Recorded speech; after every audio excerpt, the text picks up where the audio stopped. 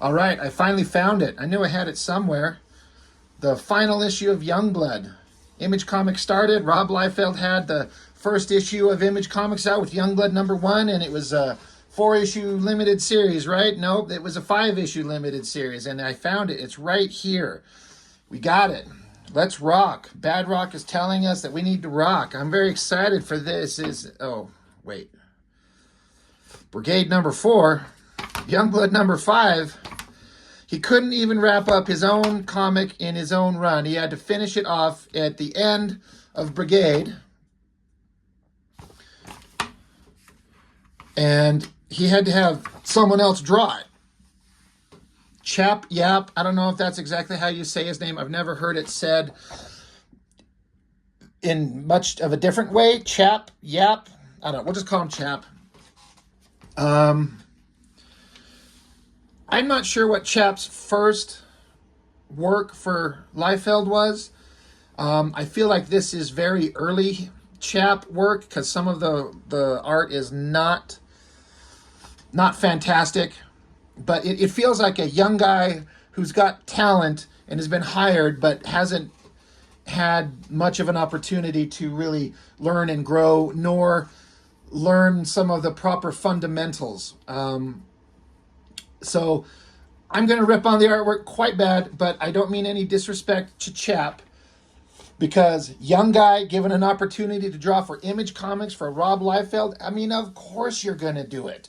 And you're going to do the best that you can do. But when there's so many other amazing works out there by some of the seasoned pros who really, really know what they're doing and have paid their dues, this is just going to stand out as, oh, excuse me, this comic is already boring the shit out of me. But it's just going to stand out as just terrible. But you're given like the biggest platform ever with Image Comics and Youngblood. So that's fine, you know. What isn't really excusable is Liefeld's story, finishing it up in putting issue 5 in the back of Brigade 4 and having the final elements of his story from Youngblood finished up here, drawn by somebody else. It just reeks of, I have no idea what I'm doing. And that should be like right here. It should Liefeld and I don't know what I'm doing. But he's throwing everything out there because we're making tons of money.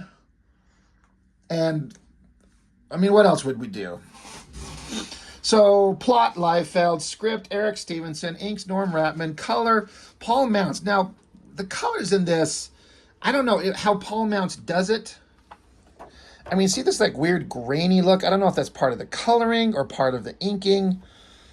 But there's this weird kind of coloring. I don't know. I could just tell that it's Paul Mounts. He just had a look, and then they had kind of the beginning computer color separations going on that kind of were the early days of computer coloring. It's not great. But if all of you remember the deep, intricate, like delicately woven storyline of Youngbloods 1 through 4, which just kept introducing new characters and going off in weird directions. Like, it introduces Youngblood, the home team and away team. And then issue 2, well, in issue 1, they both have fights with faceless nobodies. We get to know nothing about the characters. Issue 2, we're introduced to Prophet, and then he suddenly takes over. We know nothing about him except that he's a warrior fighting some bad guys. And we meet some bad guys that we don't know anything about. And then we meet the Berserkers, who they show up and they start shooting and talking tough, and we know nothing about.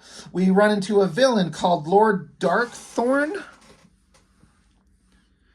I'm pretty sure it's what he is. We know nothing about him, but we're supposed to think like the story is wrapping up into some kind of dramatic, like, oh my God, this is so intense. This is so serious. This bad guy, the teams are together. One of our guys have been taken over. This is Bad Rock. He looks like he's got a bowl of shit for a lower jaw, and his eyes are crying energy tendrils. I don't know what.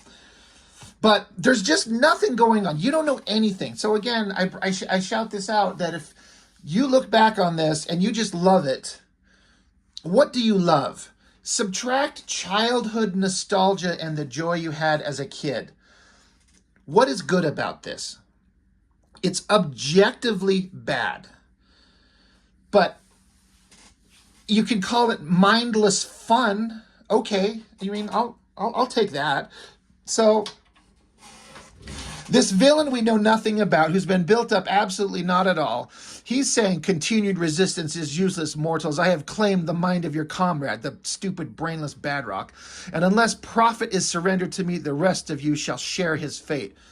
So then it gets into, I guess, the leader of Youngblood's going to start, like, he's making a log entry. It says, Shaft, personal log entry. Yeah, I bet he says that to his girlfriend when he walks into the bedroom. He's like, I'm going to make a personal entry with my log. My shaft. So stupid. 20 minutes later, Die Hard and Bedrock disappeared through an alien teleportation device called a crash tunnel. I don't think it even said that in the previous books. Maybe it did. Their mission stemmed the flow of disciples who had attacked Gate International in search of a man called Prophet. Man, they're calling out a lot of things we know nothing about. Crash tunnels, disciples, Gate International, and a man called Prophet. Mere moments after they entered the tunnel, the disciples stopped coming. Yeah. Giggity. And now we're faced with the far greater threat. I mean, are we? What threats have come along? The disciples, were those the robots that Prophet was fighting? So we got Shaft and stupid Wildman from the Berserkers and this guy named Gray. We know nothing about that. And Brahma, who, like, I guess he was in issue 2 and he socked Prophet in the face once. And then he was, like, taken down by the disciples and we've never seen him, I think, at all until right here. Suddenly he's just standing here. But now Shaft's saying, now we faced ourselves because they have to fight Badrock because he's mind controlled. So Shaft's like, all right, you bunch of scallywags. I don't know who any of you are, but we're all on a team now. Wildmane, I want you to run interference while Brahma and Gray move into position. You up to it? And Wildmane, if you can even dissect what you're kind of looking at here, he's like, I've been up to it. The real question should be, is your stony friend here up to me?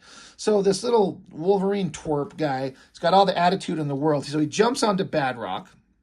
It says here, as Wildman leaps into action, I have to admire his bravado in the face of sheer adversity.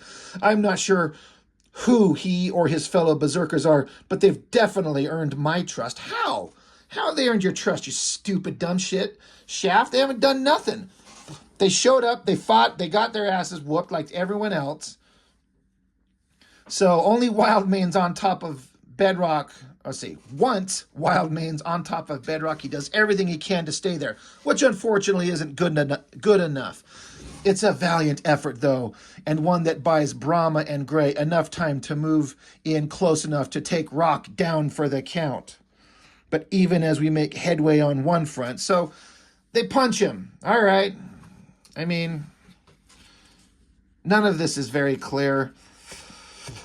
You know, you can kind of tell what's going on there. You can't tell where they're at. There's no establishing shot, like putting them in a location.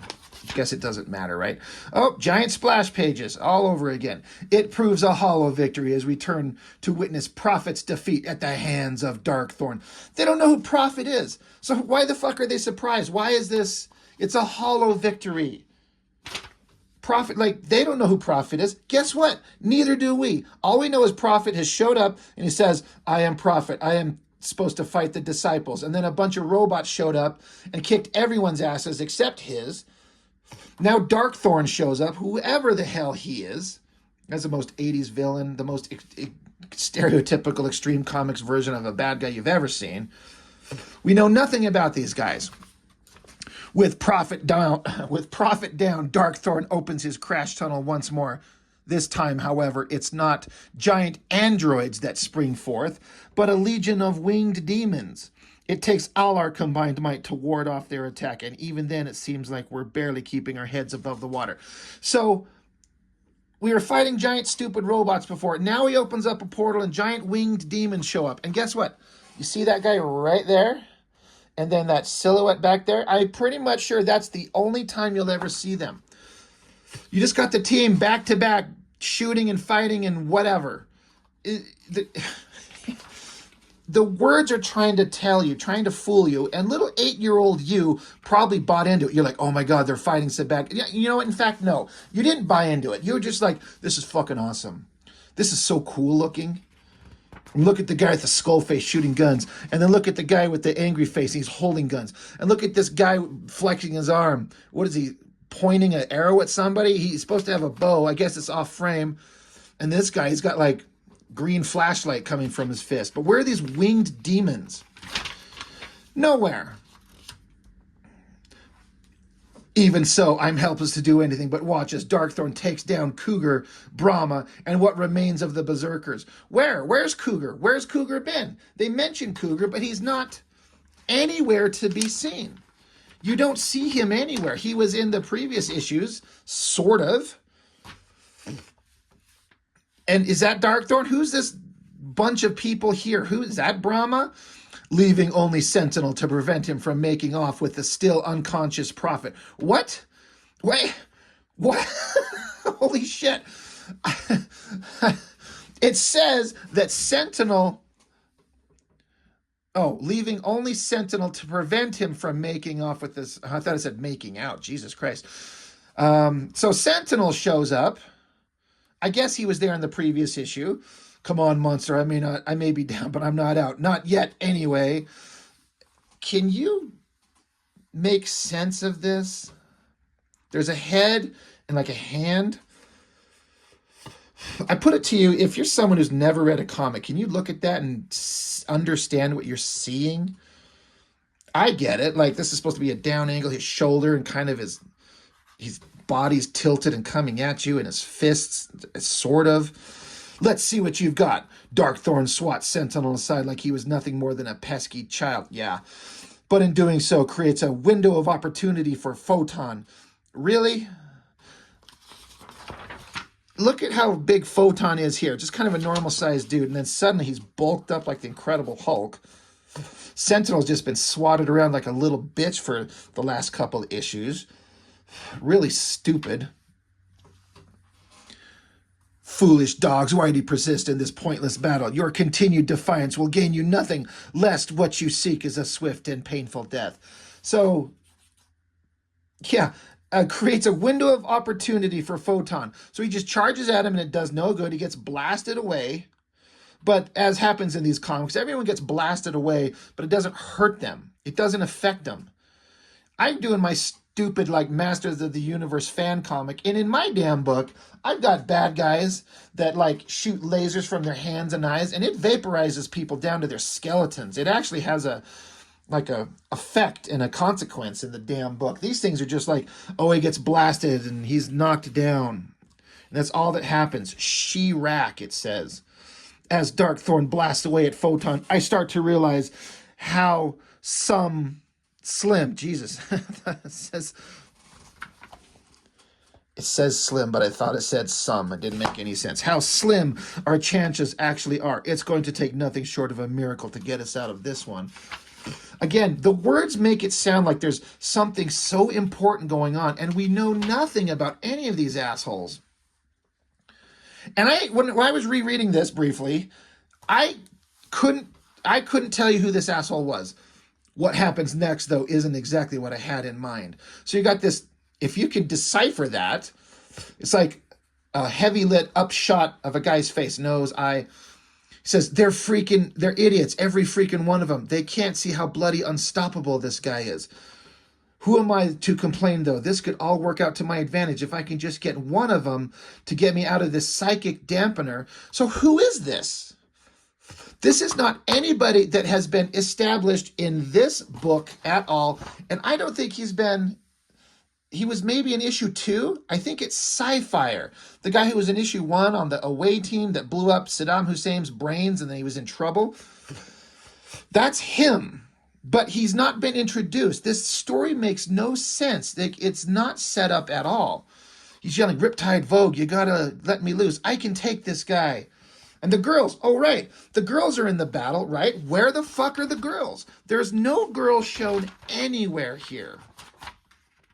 Now, to be fair, you've got like 10,000 characters on the scene. So you've got every member almost of the home team and every member of the away team. So what is that, like 10 to 12 characters plus the Berserkers, plus Darkthorn, plus Prophet, plus the Disciples, the robot versions, and then the demon monsters. This is a hell of a visual task to take on. But it's hard, I'm sure, but it's not working at all. So the girls are just here suddenly with Sci-fire. They're off. Who knows where the fuck they've even been? So Riptide's like, yeah, and with all of us and all of us with him, yeah, and all of us with him. Give us a break, Sci-fire. That doesn't even make sense. So Sci-fire saying, don't be ridiculous, Riptide. You know I'm the only one capable of defeating him. So this character that's the least known character, the least established, we spent the least amount of time with him. We know nothing about him except he's a little bit psychotic. He's just showing up, and apparently he's the most powerful guy that can take out Darkthorn, who's the most unbeatable bad guy we know nothing about. So Riptide's like, as much as I hate to admit it, he's got a point. What do you think, Vogue? She says, I think I'd rather free a rabid dog. Judging by the way things are going, though, we don't have much of a choice. So Darkthorn is choking out, I guess, Kirby, the stupid berserker guy.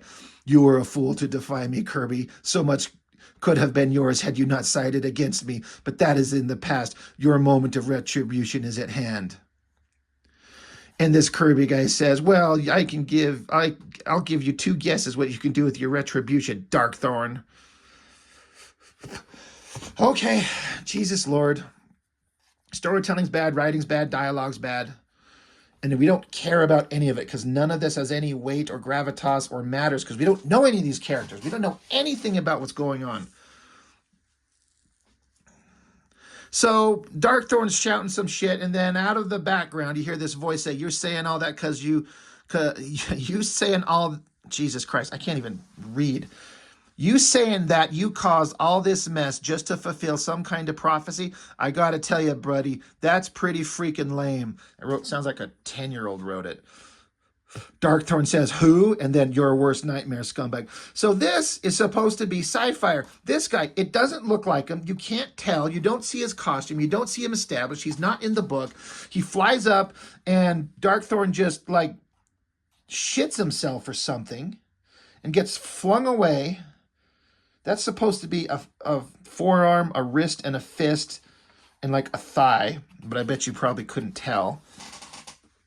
So I guess Sci-fire shows up and does something, sends Darkthorn reeling. So they stand here and stare at each other. There's 0 backgrounds anywhere in the art. And so, who is this? Oh, is that supposed to be Kirby? I don't fucking know. He says, whew, that's showing him, kid, but what the heck took you so long? It's a long story, old fella. Now sit back and watch. I'm on a roll. So Darkthorn, in a not badly drawn face, honestly, it looks like, you know what? Now that I look at it, the way the nose is shaped and the folds and the teeth, this looks like a Wolverine drawing by Jim Lee in one of those X-Men issues, the relaunched X-Men. I bet I could dig it up. Anyway, it looks like a Jim Lee ripoff image. Whatever, it's fine. I don't care. Darkthorn says, insolent fool, do you truly believe yourself a match for the consummate power of Darkthorn? Your puny might is nothing before me. And so, again, this is supposed to be Sci-fire because you can't tell by this little silhouette or this little tiny drawing or this close-up face of no-name dork. He says, yeah, how about I start grinding your bones to dust with my puny might, bud? Think you can handle that? Believe me, I'd love to see you try. So Darkthorn just gasps. And he just decides to leave. And someday you shall, whelp, but not today. Defeating you now would be too simple a triumph. When compared to the satisfaction I might one day take in bending your already blackened soul to my will, it would be a hollow victory indeed. Until such time, beware. So he leaves. And it's over.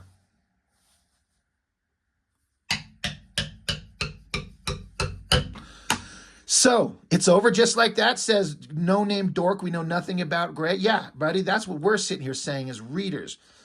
Stupid Cross, he's like, not a chance, Gray. Darkthorn may be on the run, but he's not beaten yet. That part's up to us, right, Kirby? And so this is Kirby. He says, you said it, Cross, but I'm afraid I ain't going back with you. This prophet guy, something about him seems real familiar to me, so I'm going to stick around and help him out for a while. What?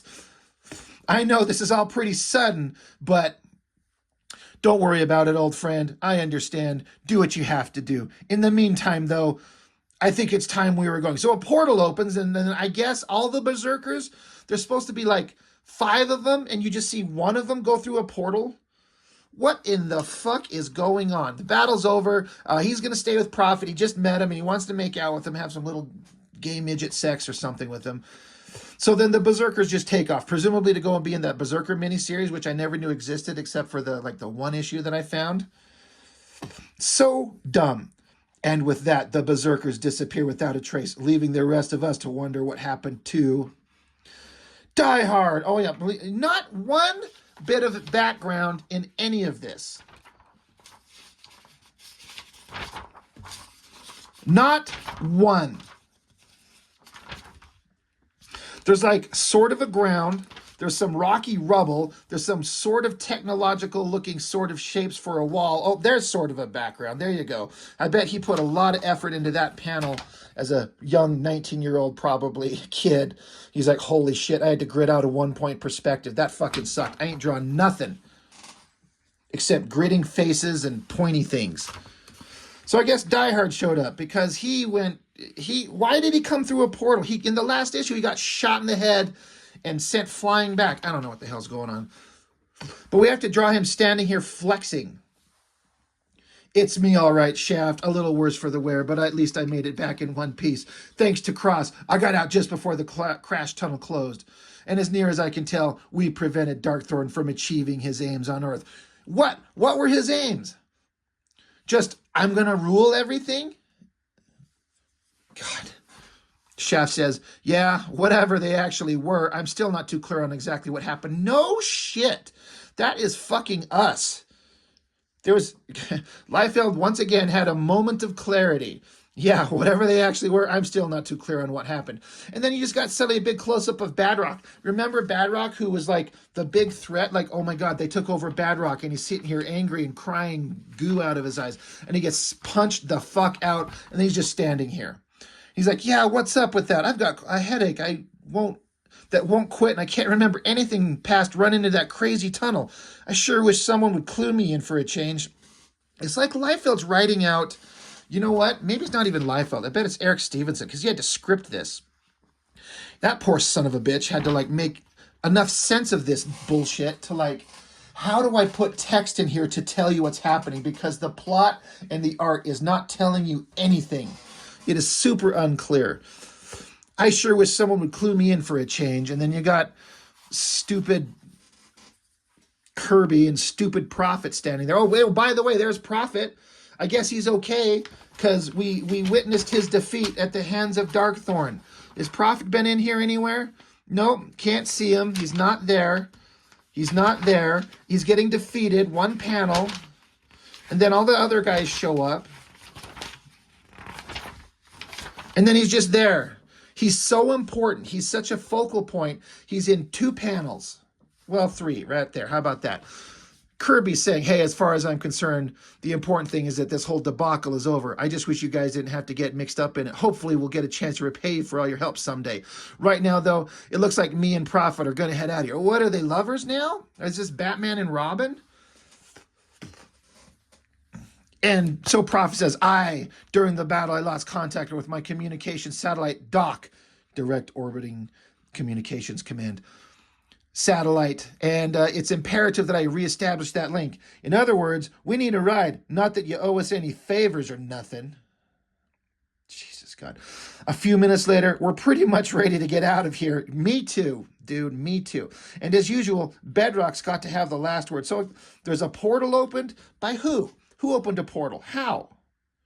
Who's going out? There's one girl sort of sitting up on Badrock's shoulders. Shaft, Die Hard, Kirby, and stupid Prophet. Where's Wildmane? Where's Cougar? Where's Brahma? Where's Vogue? Where's Riptide? Where's anybody? Did we have to waste this fucking space on this giant page?